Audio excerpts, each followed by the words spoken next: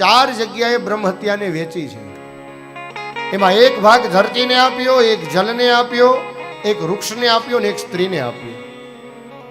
આ ચાર જગ્યાએ બ્રહ્મ હત્યાને વેચી છે. એમાં ધરતીની અંદર જે ખારી માટી છે એ બ્રહ્મ હત્યાનો ભાગ છે. વૃક્ષની અંદર જે ગુંદ આવે છે એ બ્રહ્મ હત્યાનો ભાગ છે. જલની અંદર જે શેવાળ આવે છે એ બ્રહ્મ હત્યાનો ભાગ છે. અને સ્ત્રી જ્યારે એના ધર્મમાં આવે છે ત્યારે બ્રહ્મ હત્યાનો ભાગ છે. એ સમયમાં સ્ત્રીના હાથની રસોઈ ન જમાય, એને સ્પર્શ ન કરાય. આપણું શાસ્ત્ર કહે. અટાણે વધારે ભણી ગયેલા હોય ને એમ કે એ તો નેચરલ છે, બધું કાંઈ નેચરલ નથી. અને એ 5 દિવસ સ્ત્રી માટે પ્રભુ ભજનના છે, એને ભગવાનનું નામ જપવાનું ખાલી.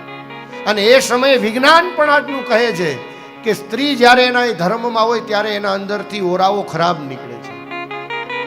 અને એ સમયે રસોઈ એના હાથની તમે જમશો તો તમારા શરીરની અંદર ખરાબ ઓરાવો આવશે.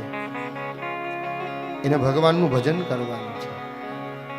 બ્રહ્મ હત્યાના દોષી થાય. પહેલા તો આપણે કેટલું પાડતા બધું, હવે તે કાંઈ રહ્યું જ નહીં ને. જેટલું બને એટલું પાડવું જોઈએ.